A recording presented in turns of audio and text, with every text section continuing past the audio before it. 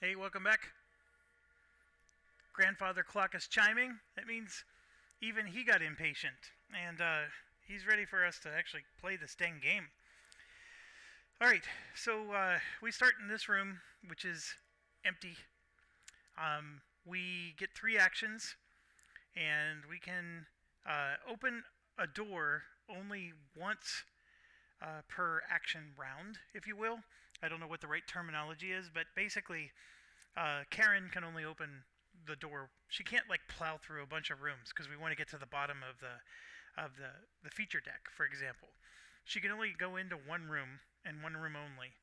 Now, one thing I can already tell you I don't like about this game is I'm already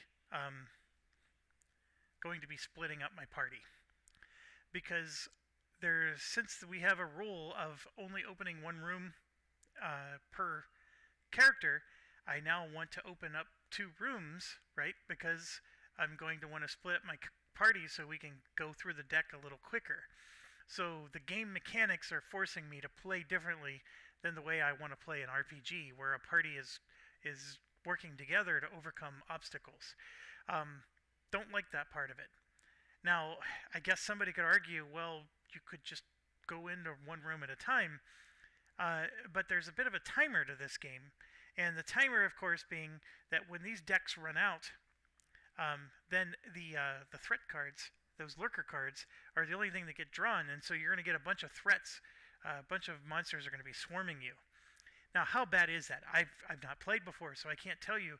I'm just telling you that I know enough about gaming to tell you that we do have a bit of a time limit here, and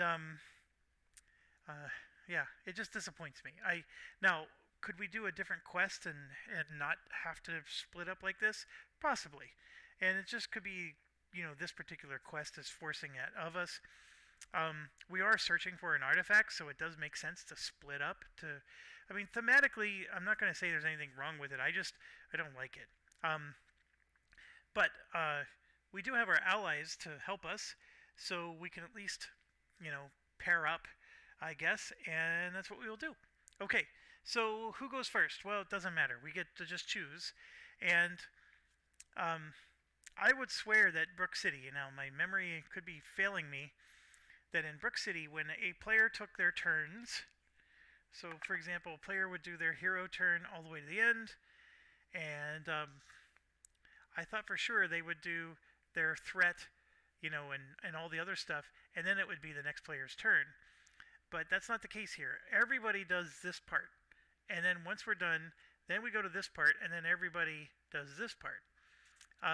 So it's a very sequential thing where we resolve everybody's actions first, and then we go here to do this part, and then here. So I might be wrong, but I thought that Brook City did that a little different. So that would be a major change if I'm correct on that.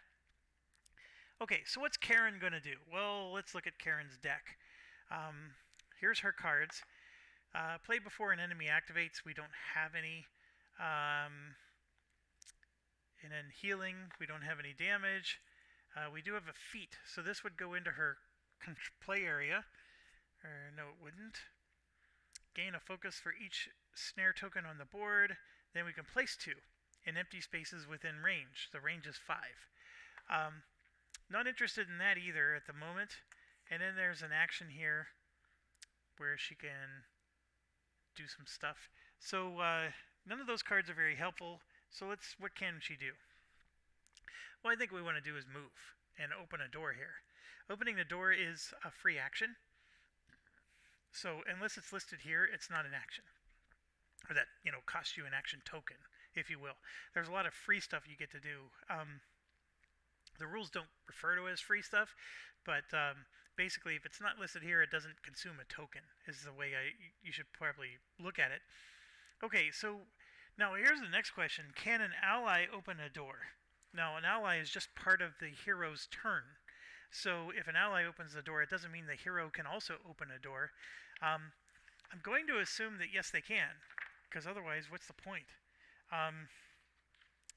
They resolve tests just like heroes. They ignore hero dice. It's considered a character. Yeah. So maybe we can move an ally, because an ally gets to do limited stuff, right? So this guy moves 5 spaces and then either attacks or heals. So let's move him 5 spaces and get a door open. All right. So what do we do here? He's the blue character here. So if we go 1, 2, 3, 4, 5, I think that's enough to open a door. Can you open it without going into the room? I think you can. All these things are new. All right. Gonna pause real quick so I look up the rule.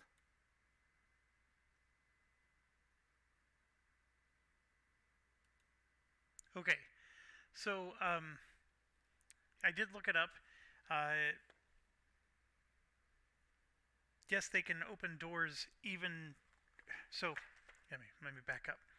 So this is a door space. Here and here are the 2 door spaces. You could stand in this door space and open the door to this room. And that's exactly what he's going to do. So 1, 2, 3, 4, 5. And then he's going to open this door. So by opening a door, you get to put this little cool thing down. I don't know if that's going to block the camera a bit. But what happens when you open a door? Well, 3 things happen. And I'm actually going to open the rulebook to make sure I don't... it's called revealing a room. Okay, so the first thing we do is we draw a feature card. And the feature card is over here, this deck. And the feature card is a blessed fountain. I kept talking about fountains, and sure enough. So, so this is the, like, what heroes can do if they go to that fountain. So, give me a second here. I gotta find a fountain now. And I'm actually going to pause the recording 1 second. Okay, so I'm back, and yeah, that's what this is. And so the way the rules work with this is that you must place the feature where the white markers are. And let's zoom in there. So see how there's like one that's a little bit longer arrow than the other? So if it takes up, like if it's like this, it would go there. It has to go there. If it takes up 2 spaces, like this type of miniature, then it would be oriented like this. Well, actually, that only takes up 1, but you get the idea. It would be oriented that way, where it would take up both of those spaces. Now this one is gargantuan, and so it takes up all 4 spaces, like so. And I put it backwards, so let's do it this way. So we got a fountain, which is actually super cool. So that room has a giant fountain. The miniatures really do make this Hero Quest board, which I'm not very impressed with Hero Quest boards. I know some people have this nostalgic thing about them, but the miniature does make this pop a little bit more. I do like that. Okay, so that feature's there, and what does the feature do? Well, it's a blessed fountain. So a hero adjacent may roll an altar die, which allows you to change the die, of course, and you can interact with it. For each supply, you can do a search. For each supply gained during this test, you get to roll an altar die again. So you could do a search with the little blue icon there, and yeah. So now what do we do with this particular card? Well, that's the reason why we have space along the top of the board. So that Blessed Fountain card just goes there, and it goes with this. I guess another thing you could do is maybe lay the card in the room. That's a possibility. It could get a little messy, but for now we only have 1 feature, so I'll put it up there, and we're good to go. Okay, so what else can he do? He can attack, or I'm sorry, we got to keep revealing the room. That's the first thing that happens. The next thing that happens when you reveal a room is we draw a quest card. That's this deck over here. So we draw a quest card which says something isn't right. So the feeling of being watched increases with every step, and every turn comes more and more dark corners. Too many places for ambush, but not enough reasons to turn around now. The search must continue. When revealed, attach this card to the room's feature card. After drawing threat cards, each hero must test Agility 3. Each hero who fails must activate the drawn threat. And then, of course, it activates. A hero adjacent to the attached feature may draw a card from the clue deck. Then, if a hero takes control of a clue card, discard this card. Okay, so this gets put with the feature, and it says, after drawing threat cards, each hero must test Agility 3. Each hero who fails must activate the drawn threat. Okay, drawing threat, by the way, is what happens next. So we're going to attach this. Let me zoom out a little. We're going to attach this to the feature, like so. And maybe the better thing to do is put it like here. So we attach it to the feature.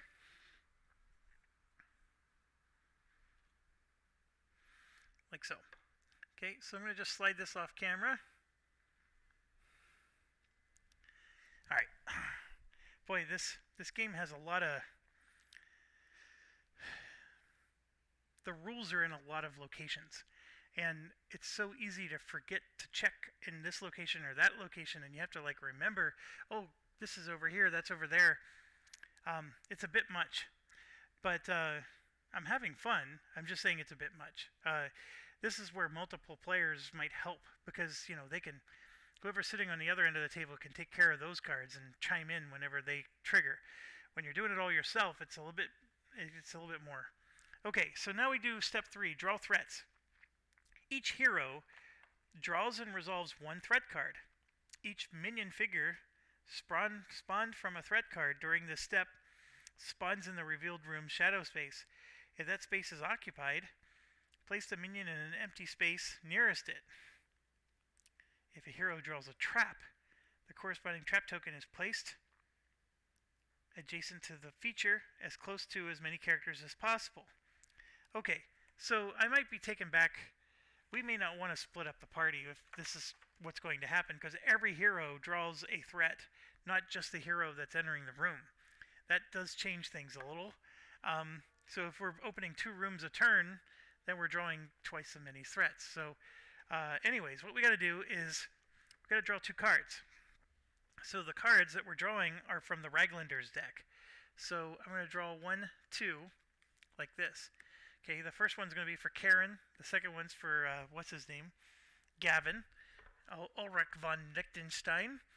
And then we have this still. It says, after drawing threat cards, each hero must test Agility 3. Each hero who fails must activate the drawn threat. So, what I find interesting is we have to reveal and resolve them. But okay, so this is, what's her name? Karen. And so what she gets is a feeding trap. It's a trap. Okay, so trigger. Each minion threat card gains 1 threat token. Well, there aren't any, so that part's good. Oh, that's if it's triggered. I'm sorry. Interact. You have to do this task. You have to do a test of your, what is that? That's the fortitude test again. And then for this, activate. If it activates, each minion threat card gains 1 threat token. Each hero with no minion threat card in their threat area draws a threat card. Okay, so we revealed, but it does not activate unless she fails that test. So she now has to do a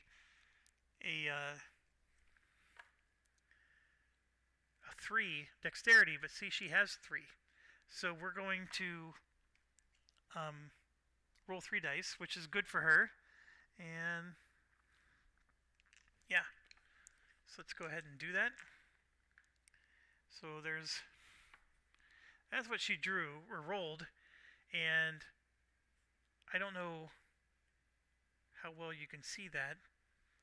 The translucent dice don't show up well on cameras, but unless you really... Okay, that's 1 success and 1 focus, and then these are 2 more focus. So she needs 3 success. So she needs to spend 2 focus to get 3, right? Okay, So if she does this, she'll have the 3 successes, and then this is just extra.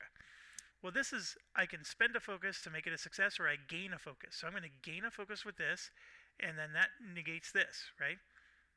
So now I just need to spend 1 focus to have 3 successes. So that's what I'll do. She has 4 of them. So we're going to go ahead and do that, and she got her 3 successes, so she does not have to activate her card. That was the whole point of all this, is so she doesn't have to activate her card.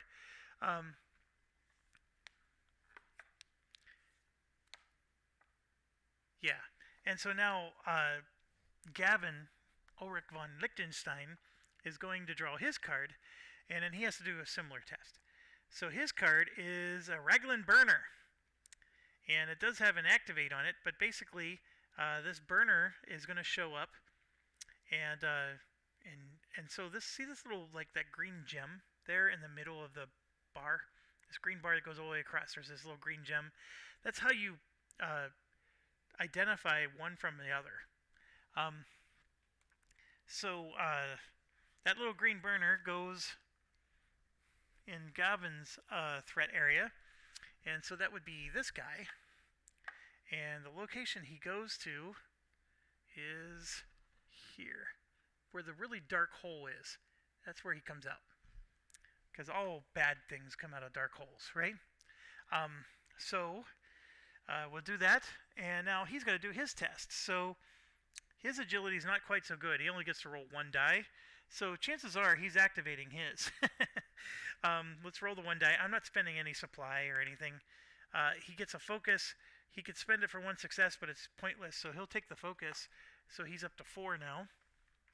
And yeah, so now his little burner guy is going to activate. So it says engage, inflict 5. If unable, engage and gain 1 armor token. So what the heck does engage mean? I don't remember reading that anywhere in the... I know engage means he needs to... I think it means he's moving towards a nearest player. I must have slept whenever I...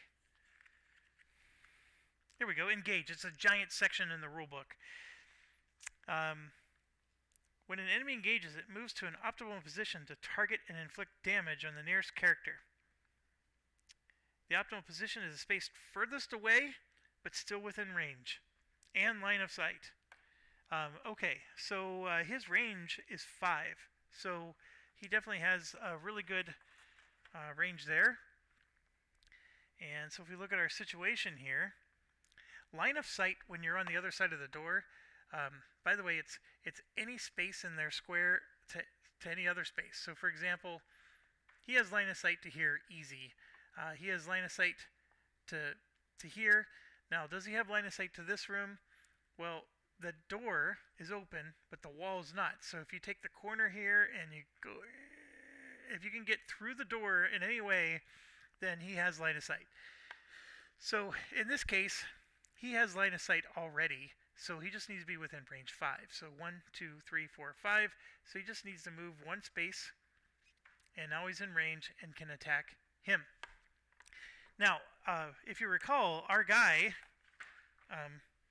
has, when he did his move and he opened the door,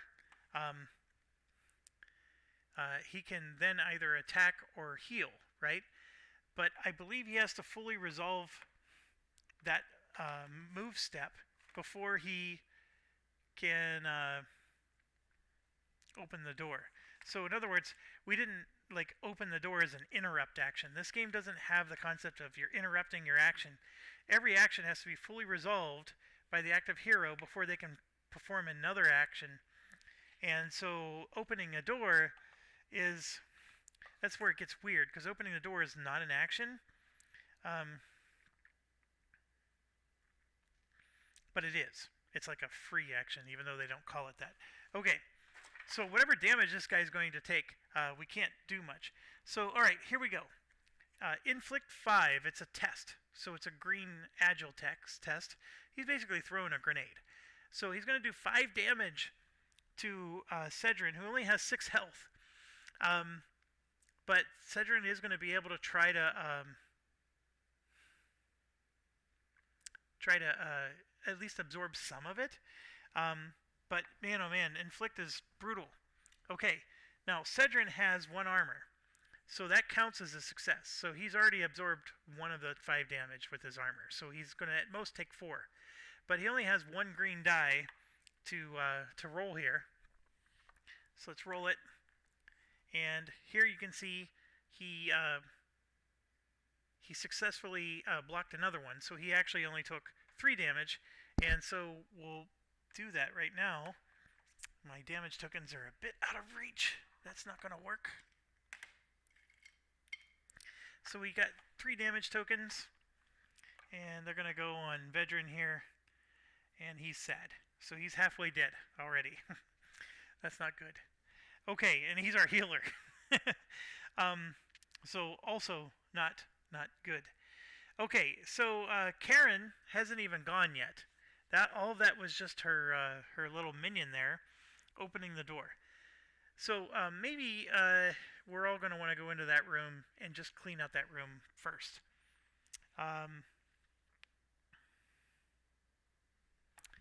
Yeah, and I want to look up something in the rules before I continue, so I'm going to pause.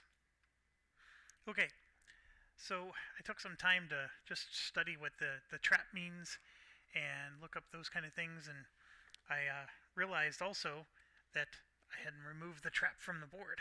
So that trap goes right there, closest to the party members.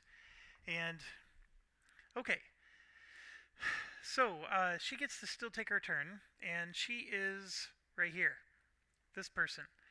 So we're going to have to spend movement points just to get within range. And I'm looking at her card, and I'm also looking at the rune dice that we have. So this is our rune dice, for example. And you can see here we have like a diamond one. One of the things she has is she can set a trap with a diamond. So that's helpful. She has a 6 range on her attack, so she can try to attack that goblin, for example. There is no blocking line of sight. Characters don't block line of sight. Walls do, stuff like that, but other characters don't. So she can shoot through, or around the priest who's standing at the door. And then here you can see she can gain a focus if she spends a diamond. So there's 2 options there for spending a diamond. The next one is... let me get these cards out of the way. My apologies. I'm sitting here talking to the camera without realizing I had those cards in the way.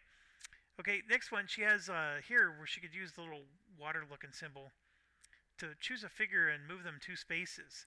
And then she can choose a hero to gain 1 focus. So she could do either of those with this trinket. And then the range is 7. So when she's choosing a figure, it's within that range of 7. Okay? So those are all the things she can do. And we do have the water symbol as well. Now, what symbols do the bad guys want? That's something you always have to pay attention to. This one doesn't have any. Looking over it. So the diamond actually helps Gert, the boss. So we don't want Gert to have a diamond. So for sure we want to do a diamond thing. So what we're going to do is I think we're going to use this, and she's going to use it to move herself 2 spaces. Okay, so we're going to exhaust this card, and it's going to use up that little water looking symbol. So we're going to go ahead and do that, and we roll the die. Oh, we got a water again. Okay, so my play area doesn't have a lot of room, and so I've just exhausted 2 cards, which you rotate, but then it makes the real estate become a bit of an issue. But I'm just going to stagger it like that, and I won't always show you that I'm manipulating it like that, but that's okay.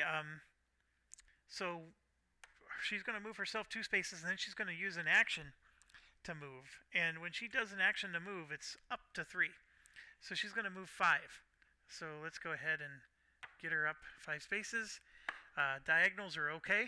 1, 2, 3, 4, 5. And she's 1, 2, 3, 4, 5, 6 spaces away. Now, one thing I want to call to your attention, which is not an issue yet, but it will be soon, the trap's range is 1. See that purple 1? And then the interact here, this is what I was looking up in the rules when I paused, is that you have to do that test, and you have to succeed to put 1 token on this, and it needs 1 token for the trap to be discarded. So it's not a difficult trap. It shouldn't be. But it triggers, though, when you get close to it, and you have to get close to it to disable it. So there's a bit of an issue there. Anyways, so what we can do is she's going to use her primary card. So we're going to use the diamond to put a snare out, because snares help her. And so she's going to throw a snare in range, and her range is 4. So we're going to go 1, 2, 3, 4, and put that snare right there in front of the goblin. Unfortunately, I don't think the goblin's going to step on that snare, because he's already moved within range for himself. So that part stinks, unless I can move him out of the way. But she is going to shoot now, and her weapon is this. So we'll put the weapon up here in the corner for you to see. She has a range of 6, so we're in range. She's going to attack using the green attack, and then she either has to discard a focus or exhaust the card, which means she can't attack again.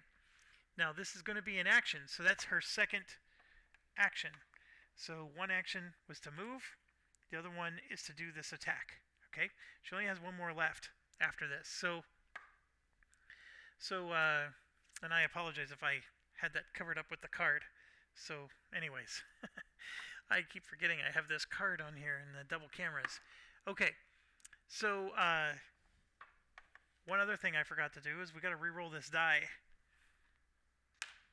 So now we got the water symbol. So that's our symbols so far. Okay, so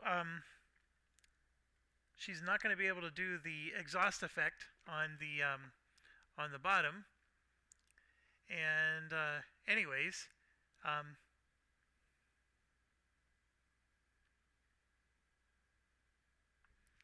see, this is where it gets confusing, because it says either discard or exhaust this card. So if we exhaust it, does that mean she can attack? This action is always available even after it's exhausted. It's just such a weird thing, because this gives you a focus. So you exhaust it to get a focus, or you spend a focus to not exhaust it. And the whole reason to not exhaust it is so you can get a focus. I don't understand this card. That or I'm getting the rule wrong, which I don't think I am.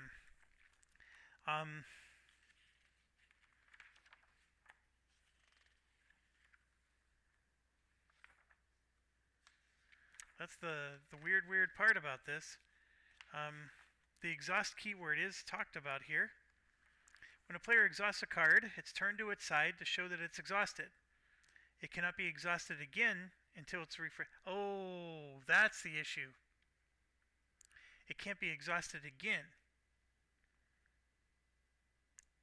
So if you let it exhaust, then you have to discard a focus to keep using it. So if you use it again after it exhausts, then you have to discard a focus, or otherwise you're not allowed to use it. I see. It says right here, this is a word for word, an exhausted card retains all of its text, and any other keyword effects can be resolved as normal. So, okay. So that's it. So if you let it get exhausted, then you have to spend a focus after you use it, or otherwise it's an illegal action. Got it. Okay, back into business here. So her green die is 3. Now this little dude has 6 health. So I'm going to put him on here as well. And I'll get the picture out of the screen there. Put him up. So you can see there he has 6 health and 1 armor. The 4 on the bottom left doesn't mean anything. The 5 on the right is just his range. So really the 2 numbers at the top are what matter. And why am I drawing a blank on that 4? Just going to look real quick. Oh, that's his speed. That's how much he can move. So, yeah. So really, the two numbers at the top are the only ones that matter, the 1 and the 6. So we're going to go ahead and roll 3 dice for her, because she has 3 dexterity. And so we have a crit, a regular, and another regular, and a focus. So let's re-roll the crit. So this counts as 1 success. So 2, 3, 4. That's 4 successes against him. He's going to block 1. So that'll be 3 hits on him. And then we either gain a focus or we spend a focus. I'm not sure what the extra hit's going to necessarily mean. So I'm just going to go ahead and do the 3 hits to him and gain a focus. So she's back up to 4. And then he takes 1, 2, 3 hits, like so. Alright, so if we come back over here, I can attack again with her. Because now I have to either let it exhaust or spend a focus. So I think we're going to go ahead and let it exhaust. And then we'll have to spend a focus if we want to attack one more time, per the rules that we were just discussing. Or what else can she do? To be quite honest, there's nothing else she can do. I mean, we could move, right? Or actually, there is a couple other things she can do. She can draw a card, or she can play a card from her hand, or she can rest, which discards a supply to heal 2 damage. That's really not a good thing unless you're desperate. She can gain a focus and change 1 altar die to any result she chooses, which could help the next player, but we're not going to get into those synergies yet. I think, let's see if we can play one of her cards now.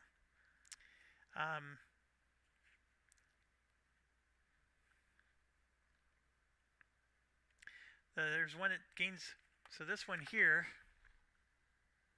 gain 1 focus for each of your snare tokens on the board, which would be 1. Then place 2 more snare tokens in empty spaces within range.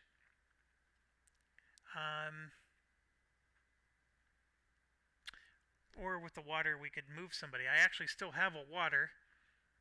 That's an interesting one, because then I can get what's-his-face closer, and he doesn't have to spend as many movement actions, because he's only going to be able to do melee attacks.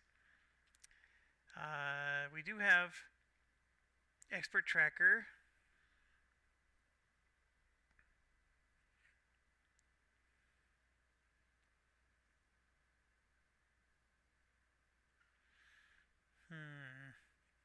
So now here's an interesting one. See at the bottom there, it says each hero may heal 1 damage. I don't think that includes allies, because allies are characters, but characters are not necessarily heroes. So that's an interesting one.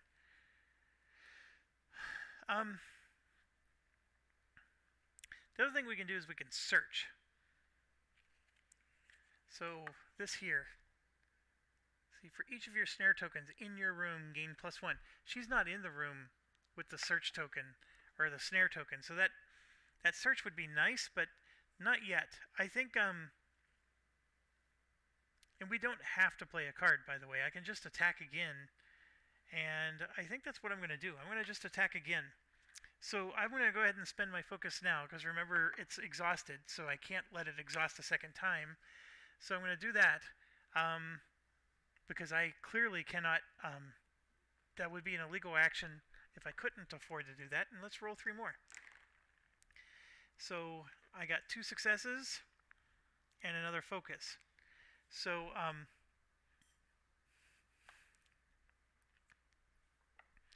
I think this time I will spend another focus. So she's down to 2. We're going to do 3 successes, which turns into 2 hits. So he's up to 5 damage now. So he only needs 1 more for it to matter. Alright. So her turn's over. And now we move on to Ulrich von Liechtenstein. So I was talking about, hey, let's open 2 rooms at a time. I'm sort of feeling like that's not a good move, at least not now.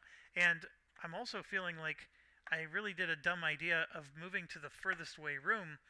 The idea was is she was going to open this room and deal with that, and then he was going to open this room and deal this way, which we still could do. It just means now that we're going to have a lot more threats on the board active at the same time, and I'm not sure that's a good idea. So there's a lot to do in that particular room. We got a trap to defuse. We have a fountain to do stuff with. We have an enemy to kill. So let's go ahead and activate his mage, who has a range 4 attack. And it says she may move up to 5 spaces and then either attack or roll up to 2 altar dice. And then at the bottom there, for a leaf. Is that a leaf? No, that's a fire. I apologize. A fire. She can do 1 damage to each enemy within range. So,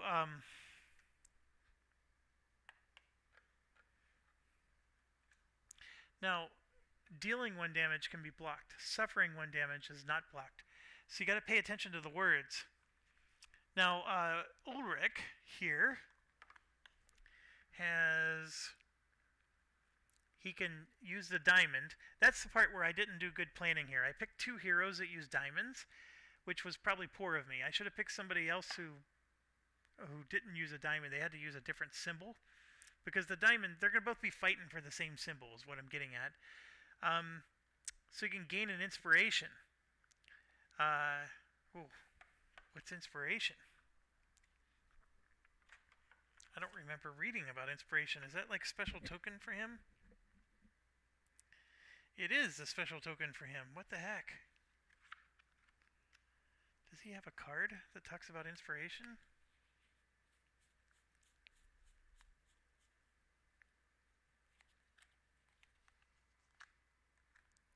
He probably does. Let me pause. I'm going to look up what inspiration is, and I'll be back.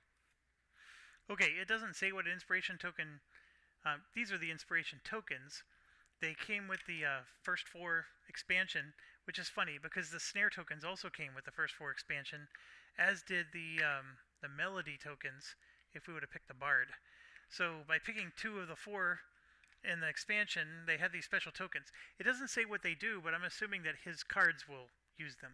So like we could put them on people with his special action. Alright, so his sword... let's get her weapon out of the way, because she's not using that anymore. Okay, the sword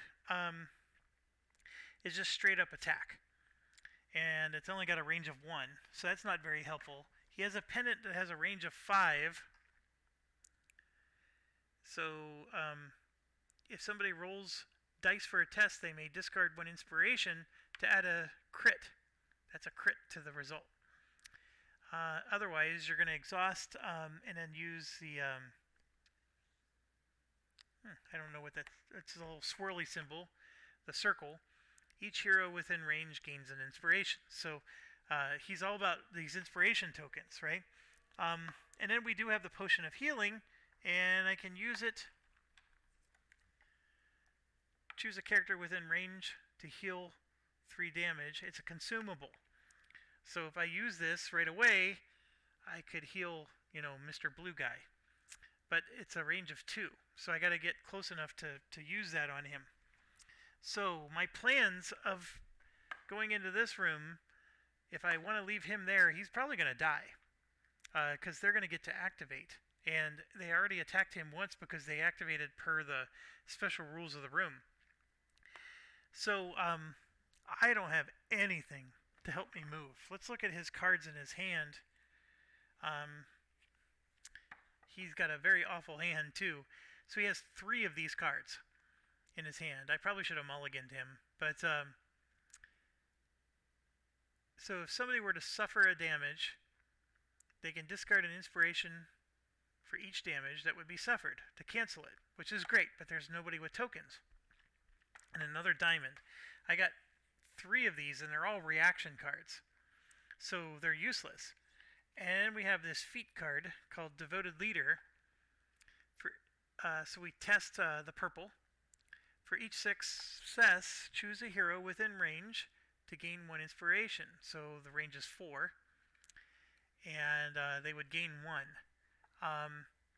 Now this is a feat, and feat cards uh, basically they go into your control area.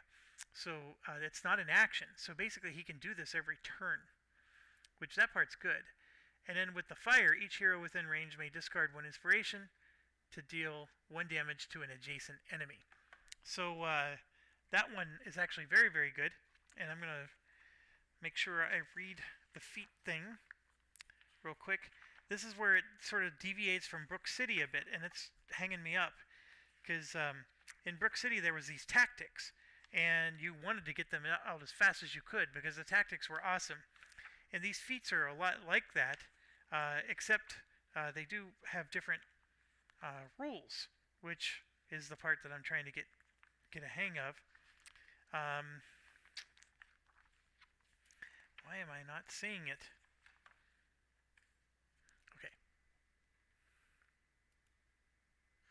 Okay, so it's on page 12. It says there's 3 types of hero cards: action, feat, and reaction. The action, of course, is played during the action step. It's saying that the feat card, you play it during the action step, but it doesn't consume an action. So it's just like a one-time thing. So it's not going to go into your control area. Not quite as good as I thought. But basically, we get to play it now. And so he's going to go ahead and do that. It's like a free action again. So we're going to test the purple. What's the purple again? Oh, charisma. We're testing his charisma. And for each success, a hero within range gains an inspiration. That hero could be himself or somebody else. And then we don't have anybody adjacent, so that's the issue. So I think what we want to do maybe then is let's move first. So we're going to consume his first action of the 3 to move. So we're going to go 1, 2, 3. So we're now right behind them. Now, the rules are you can move through them, no problem, but you just can't end your turn on their space. And this door here is really not a space. It's just in between 2 spaces. So I'm going to move it aside so we can see better. There's 2 spaces between. The trap has a range of 1, so it triggers if we get to there. So he's going to do a second action to move 1, 2, 3 more. Now, what's crazy is when the enemy attacks, it doesn't say who the enemy would attack. So I think we get to... Oh, and you know what? I just realized something else I messed up, but let me resolve one thought at a time here. The guy, Huey, is actually attached to Karen. So I gotta activate him as a part of her turn. So we will do that. We will resolve that before we finish doing Ulrich stuff. But basically, during the threat turn, so like they go to engage, just to the nearest character. So you can actually game the system a little bit. So by him moving closer to that, whatever you want to call it, the goblin character, what is it, the Ragan Burner? By moving closer to that, the Ragan Burner is going to attack him and not him, which is what we want, right? So we move twice. That's 2 actions, but now we got to go back and take care of Huey. Now I just realized that I don't have a miniature for Huey, and I bet I do. I just need to find it. So I'm going to pause again. Okay, it was a bit difficult to find just because I couldn't recognize him, but there he is. That's Huey.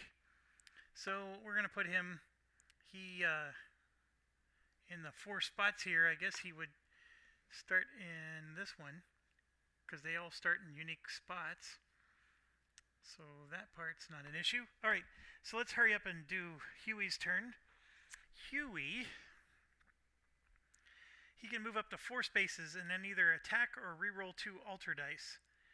And he can use the water droplet to change 2. So we're going to go ahead and move him 1, 2, 3, 4. So the wall is protecting him. He's not going to get attacked or anything. And he he has a range of 4 with his attack, but nothing's in his range. So yeah, he's gonna just roll 2 alter dice. So now her turn's over. And the good news is we didn't, like, these ones are useless to us, so we're gonna go ahead and roll these 2. And so we got another fire and another water. Okay. All right. So now we're going to finish off his turn. So we're going to do this charisma tech. And his charisma, by the way, is 2. So then we choose a hero within range to gain 1 inspiration for each success. And then we're going to use that flame thing at the bottom. Each hero may discard an inspiration. Well, no, I guess there's nothing to do there. There's nobody within 1, so that's not very helpful.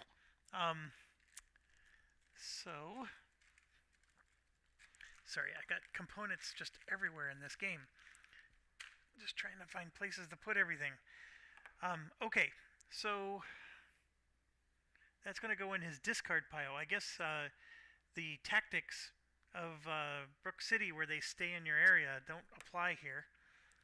So we're going to go ahead and roll now. He has a 2. So that's a crit and a success. And another success. So there's 1, 2, 3 successes. So 3 inspiration tokens are coming out. He's going to take 2 for himself and 1 for Karen. So I'm going to go ahead and put those on. I know it's a little off camera there. And that's it. That's his whole... Well, no, the feat doesn't count as an action. I forgot about that. So what's his final action going to be? I guess we could do the pendant. After each hero within range rolls for a test. Nope, can't do that. I guess we're going to do a final move and trigger the trap.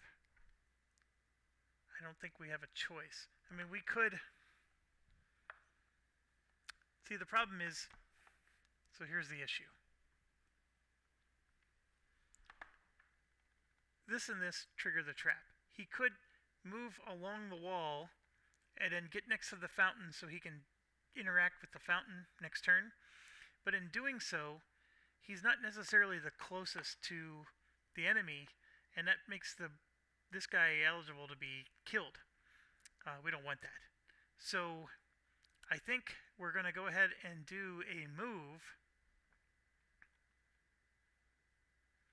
Oh.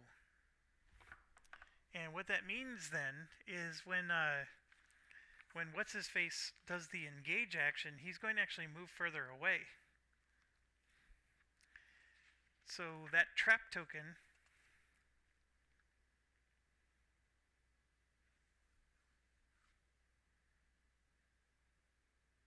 Yeah. Okay. Alright, so I think we'll do it. We'll do the move. Because we have to destroy this trap. So I'm going to move just 1 more space. You know what? I'm going to move 1, 2, 3 spaces. Because I want to kill this guy. And be in melee. So that puts me next to the fountain. And I'm going to trigger this trap because I move within 1 of it. I don't think it triggers every time, does it? Oh gosh, that's another weird rule. Does it trigger every time I move next to it? Each minion threat card gains 1 threat token. That's what happens when you trigger the threat. Or the trap.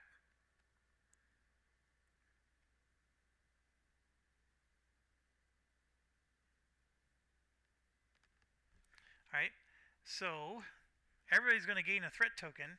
But now the question is, does it trigger every time I step next to it? If that's the case, then maybe I don't want to move 3 spaces. That would actually be a stupid move.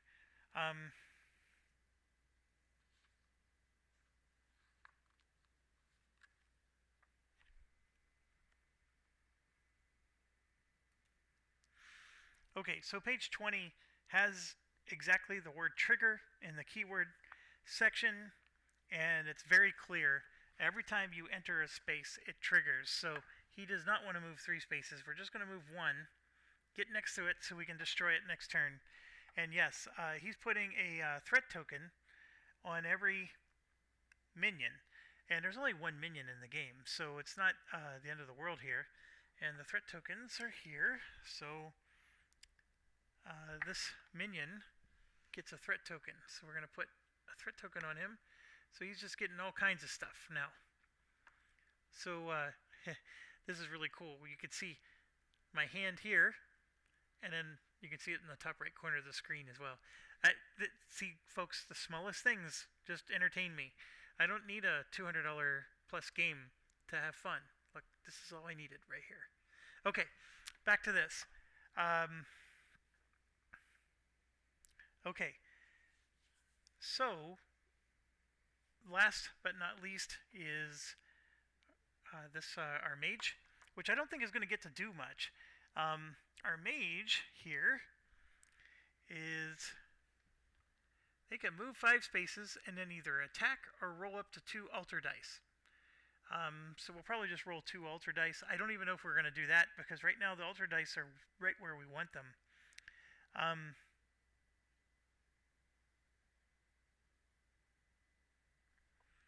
Yeah, we're just going to move up to 5 spaces. And then it says we can deal 1 damage to each enemy within range, and the range is 4. The problem is we're here, and 1, 2, 3, 4, 5, there's nothing in range. So that's all she gets to do for now. And we're at the end of the hero phase. So what is next? First of all, I'm checking my time at 51 minutes. So we just finished the hero phase for the 2 characters plus the 3 allies. The allies add a little bit of time, but it's not too bad.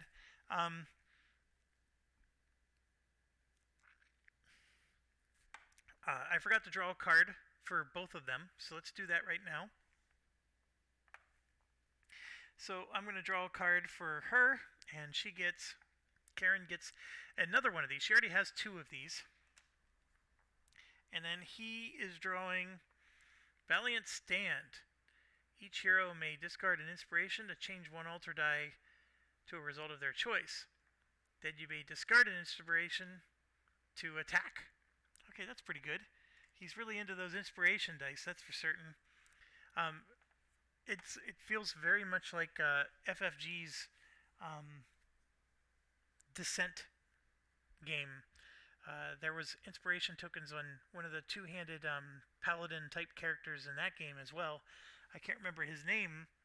I'm awful with names, but they had a character that was very much like that. And in Descent, I didn't really care for that character actually. But anyways, that's what he does. Okay, so we're done with that, and now we're flipping over to do the threat turn.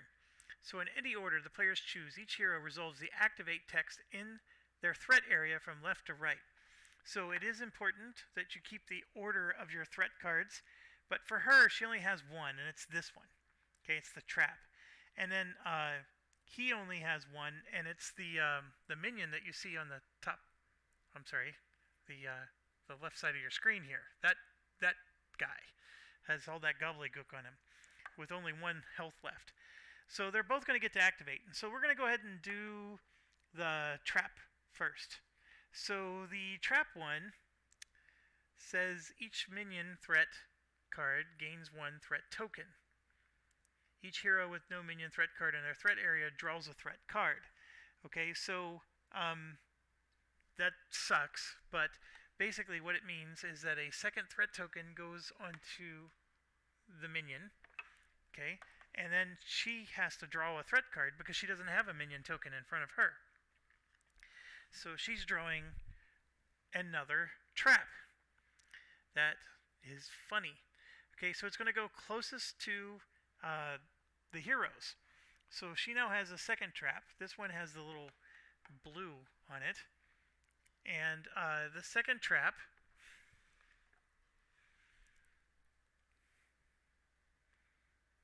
goes here. Now, I'm starting to realize something, and I may be I'm sorry if the rest of you figured this out quicker than I did. I'm starting to realize that these colors aren't player things. Because here, I'll show you.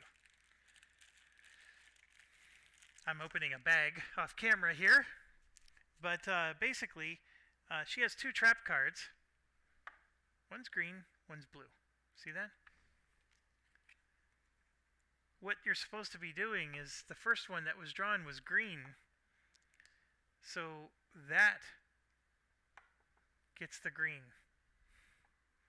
And then this one's the blue, so it gets a blue. And I feel like such a goober for getting that wrong. And then this little whatever it is, it's a green, so he gets a green as well. That's what this means. So the heroes aren't supposed to have these colors. Guess it makes sense now that I think about it, but at the time I didn't know. So I'm not counting that as errata, folks. That's just me embellishing more than I should have. All right. Yes, I definitely got that wrong. Okay, so that threat is done, but now we got to do this guy here, and then we also have to make sure that we're aware of what this card says. So, just waiting for the camera to focus here. There we go. All right. Threat tokens represent the unpleasant stench. Before a minion with threat tokens would activate, each character in its room must resist X, where X is the number of threat tokens on the minion. Okay, so with that being said, I would have activated the trap last instead of first. We would have, because remember, we get to choose the order. And this is the part where, when you're playing solitaire and not reading everything, you're going to retcon this, and this is definitely a retcon moment for me. I would have chosen to activate this guy when he only had 1 token on him. So now everybody in the room has to do a test. It's a charisma, or it is charisma? No, can't be charisma. No, it's the fortitude test, orange. So his fortitude is 2, and he needs 1 success. So let's do that. Oh, look at that, I got 2 anyway, so all my whining, it doesn't matter what order I would have done. See, right there with 2. So anyways, that's 2 successes. One of them's a crit, and I get a focus out of the deal. So he's up to 5, by the way. He can't take any more. All right, so he's the only one in the room, so that's why he's the only one that does that test. So now we activate this guy, and here you can see he's going to engage, and I know it's distorted because of the green screen, but basically it's an inflict, so he's attacking. 5 damage, and so what he's going to do is he's going to try to move out of range. So he has a range of 5, so 1, 2, 3. So he's moving to the corner of the room. So he moves 4 spaces, 1, 2, 3, 4. He's always going to move as far away as possible and then throw. So it makes the melee character very frustrated to chase him down. But he's not going to just stand there and let me move towards him. So by doing that, he's going to throw. He's going to try to hit Ulrich. And Ulrich's going to have to test green. Ulrich only has 1 die. So this is bad, very bad. Ulrich has an armor of 1. So he reduces it from 5 down to 4. And here you can see that's a success. And then he's going to spend his focus to make it another success. So the armor counts as a 3rd success. So that 5 damage becomes 2. So 2 damage goes on to Ulrich.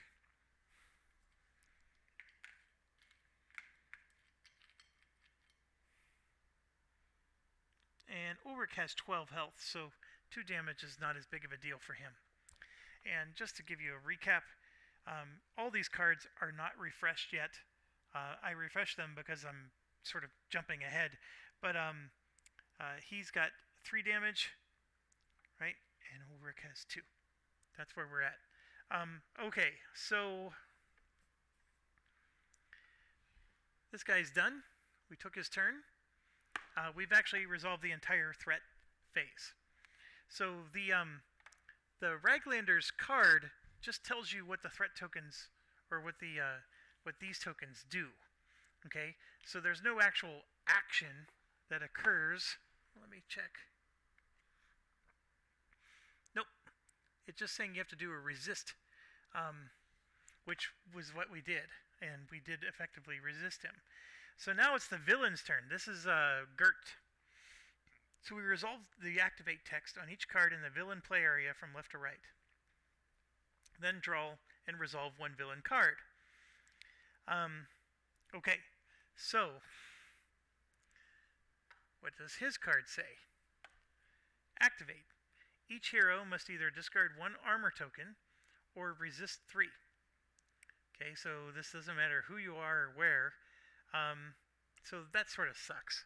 Nobody has any armor tokens, by the way. So we have to do a resist 3, which is the blue test. And for Karen, her blue is a 1, which stinks. And then for Gavin, it's a 2. So let's start with Karen. This is going to hurt. Alright, so Karen rolled a focus. So she's going to take 3 damage. She will spend a focus to reduce it to 2. So she just takes 2 damage. And now Gavin gets to roll 2 dice. That's a success and a success, or that's a crit. See, they look too similar to me. Maybe you guys can see it real easy, but the thing that throws me off is, see the points? They're the same. The only difference is the crit has a circle. I mean, side by side, they look, you can tell the difference, but I have a hard time. I'm like, why can't you just make this just anything else? There's only 3 symbols on the freaking die. I don't like it. It wasn't a good decision, but it could just be me. I'm just a whiner. Okay, so he actually blocked all 3. So he didn't take any damage from Gert. So then we have to draw a card from Gert. And here's the card we draw. The Weight of Leadership. Each minion moves up to 3 spaces towards the nearest character. Then each character adjacent to an enemy must inflict 5. If there is no minion in play, each hero must draw a lurker card. Well, thank goodness there's a minion in play. So he's going to move 3 spaces. 1, 2, 3, and he is adjacent to somebody, so he's going to do an inflict 5, and that hurts. That hurts. Inflict is not, I'm sorry, suffer is not blockable. Inflict is blockable. So he's going to do 5 damage. Now, the red skill is his best skill, so he has 3, and he also has 1 armor, so it's already a 4. This makes it a 3, 2 damage, and then this makes it 1 damage, so he's going to spend his focus and take no damage. That wasn't bad. We had the right guy. Our tank is up front, and he's doing his job. Okay, so, and what's interesting is because of that Gert card, remember how this guy moved away? Now look at him. He's right next to, Ulrich is going to have a field day on the next turn. But he's got 2 traps next to him. The whole thing is a mess. Alright, so last but not least, for the turn, we go to the quest turn.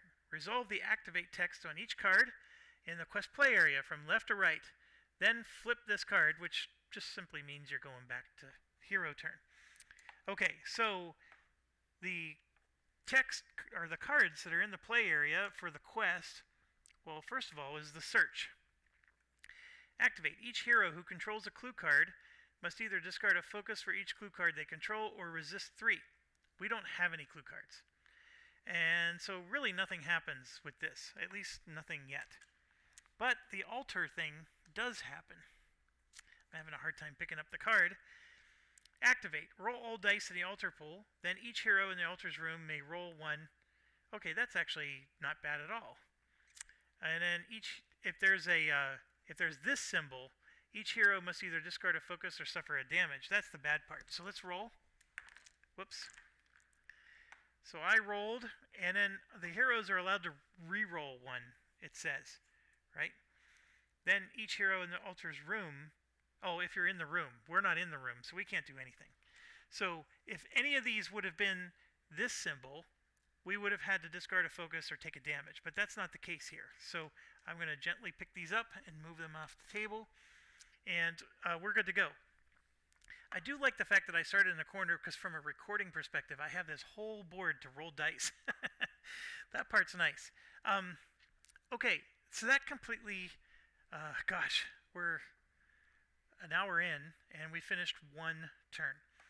I think there's going to be less instruction necessary as we keep going. I know I've been trying to pause the video anytime I need to look up the rules. For me, this has been way more than an hour because I'm trying to get things right, correct and accurate. But anyways, am I having fun? Yeah, I am.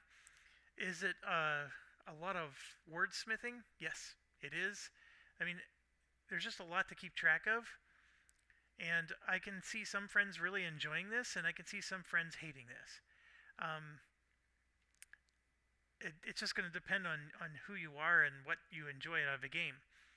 The fact that this is a campaign and has the choose your own adventure stuff in, I sort of like that. I wish Brook City had that because Brook City feels a bit flat in that regard. Although some of those cases, like with the serial killer and whatnot, are super cool. Gert is a very flat hero. In fact, I don't even know, like, when does Kurt get revealed? Like, where's he at? There's a lot of weird stuff like that I'm not entirely sure of what's going on.